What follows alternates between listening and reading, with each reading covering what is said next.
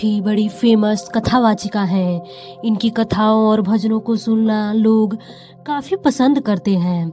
ऐसे ही जया किशोरी जी ने अपने एक वीडियो में बताया है कि मुझे शादी की टेंशन है और ये एक इमोशनल अत्याचार है। मोटिवेशनल स्पीकर जया किशोरी जी देश के चर्चित चेहरों में से एक है। उनकी हर एक बात लोगों के बीच चर्चा का विषय बन जाती है। अक्सर उनकी शादी को लेकर बातें होती रहती हैं। हालांकि उनकी शादी कब होगी इसके बारे में कोई खुलासा नहीं हुआ है, लेकिन शादी को लेकर वो क्या सोचती हैं इसके बारे में उन्होंने खुद बताया है। शादी के बाद लड़की की लाइफ बहुत बदल जाती है, इसलिए लड़कियों को शादी की टेंशन होती है। मुझे भी तनाव होता है कि शादी कैसे होगी, किस इंसान से होगी। बता दें कि मेरी अपनी जीवन शैली क्या है और मैं शादी क्यों करूंगी। जया किशोरी जी ने कहा कि मैं स्कूल में कहती थी कि 22-23 साल की उम्र में शादी कर लूंगी, लेकिन आगे चलकर पता चला कि इतना आसान नहीं होता है। पूरी जिंदगी किसी एक इंसान के साथ बिताना मेरी अपनी जीवन शैली है। शादी करूंगी, लेकिन उसी से करूंगी जो मुझे समझे। ये पैसे के बारे में नहीं, बल्कि जीवन के जीने के बारे में।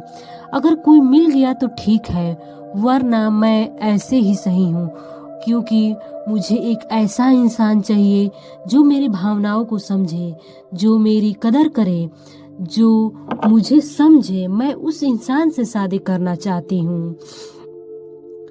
जया किशोरी जी एक बहुत बड़ी पारिवारिक लड़की हैं, लेकिन अपनी शर्तों के साथ जीना चाहती हैं। अक्सर लड़कियों के साथ ऐसा होता है कि उनकी शादी उनकी मर्जी के बिना ही हो जाती है और ऐसे में उनके मन में कुंठा रह जाता है। और जब ये महिलाएं आगे चलकर माँ बनती हैं तो वो अपनी कुंठाएं अपने बच्चों को ट्रांसफर कर देती हैं और दुखी होती हैं। कभी भी लड़कियों की शादी उनकी मर्जी के खिलाफ नहीं करना चाहिए। अगर उसे नहीं पसंद है तो वो शादी नहीं करनी चाहिए। उन्होंने आगे कहा कि बदलाव ही प्रकृति का नियम है। जैसे जैसे समय बदलेगा आपको बदलना पड़ेगा, और जो ऐसा नहीं करता है वो इंसान बेहद दुखी और परेशान होता है। उन्होंने फिर से एक बार साफ कह दिया है कि वो भी एक आम लड़की ही है और शादी करके अपना परिवार बसाएंगी, लेकिन आध्यात्म का रास्ता वो कभी नहीं छोड़ेंगी।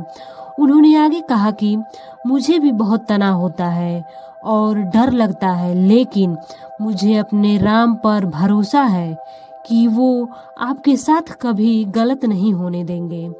मैं भी अपने माँ बाप की हेल्थ को लेकर बहुत ज़्यादा परेशान रहती हूँ और ऊपर वाले से उनके लिए प्रार्थना करती हूँ। उन्होंने आगे कहा कि वो एक आम लोगों की तरह ही हैं। हमारी पूरी कोशिश होती है कि जब हम घर पर हो तो पूरा परिवार साथ में हो।